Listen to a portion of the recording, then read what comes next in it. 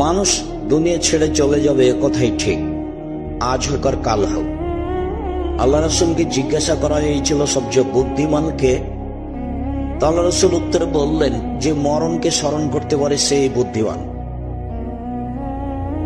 সবচেয়ে বুদ্ধিমানকে, এইটা উত্তর, যে মরণকে স্মরণ করতে পারে সেই বুদ্ধিমান। মরণ একদিন হবেই, আজ হোক আর কাল হোক। আমি যখন মরণ একদিন আসবে এই বইটা লিখলাম, তো আমাদের পাশের এক উচ্চ শিক্ষিত মাস্টার বললেন, মরণ একদিন আসবে এটা তো কমন কথা, তুমি এই নামে বই লিখলা কেন? তা আমি বললাম পড়েন। তো কিছুদিন পরে দেখা হয়ে বলছে তোমার বইটা আমি 10 বার পড়ে দেখেছি, 10 বার। তো আমার জীবনে আমি যত বই পড়েছি তাতে এই বইটা আমি 1 নম্বরে রেখেছি, উচ্চ শিক্ষিত মানুষ। মরণ একদিন আসবেই। মানুষের জীবন একেবারেই অস্থায়ী, আর যা উপার্জন করেছে তার 4 ভাগে ভাগ।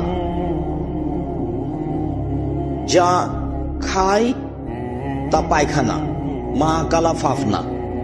যা খেলো তা নষ্ট হলো, যা পরে তা পুরাতন হলো, মালাবেসা ফাবলা। 3 মা তা ফাত্তানা, যা দিল তা জমা হলো। 4 অমাসেওয়া গালিকা ফজায়েবুলিন্নাস, যেটা ছেড়ে যাবেন সেটা মানুষে ভাগ করে নিবে। স্বাভাবিক গতিতে ভাগ করবে, না হয় মারামারি করে ভাগ করবে, না হয় মামলা করে ভাগ করবে। ভাই ভাই হলে হতে পারে, যেভাবে হোক প্রয়োজনে মারামারি করে ভাগ করে নেবে। আমাদের গ্রামে বাপ মরার কিছুদিন পরে বাড়ির সব কিছু ভাগ করা শুরু করলো, তো এক পর্যায়ে ঢেঁকিটা কেটে ভাগ করে নিল। ঢেঁকিটা একজনকে দিয়ে দিবে, এটা তারা মেনে নিতে পারেনি। যা আপনি রেখে যাচ্ছেন তা ভাগ হবেই, এই কথাই ঠিক। অতএব জীবনের নাম হলো মিছামিছি, আছে আর নেই। একদিন দেখেছিলাম বয়স 40, তাই দেখি আজ 60। হঠাৎ দেখি ও আর নেই, তার নাম বয়স। সবচেয়ে বুদ্ধিমানকে আল্লাহর নবী মরণকে যে স্মরণ করে,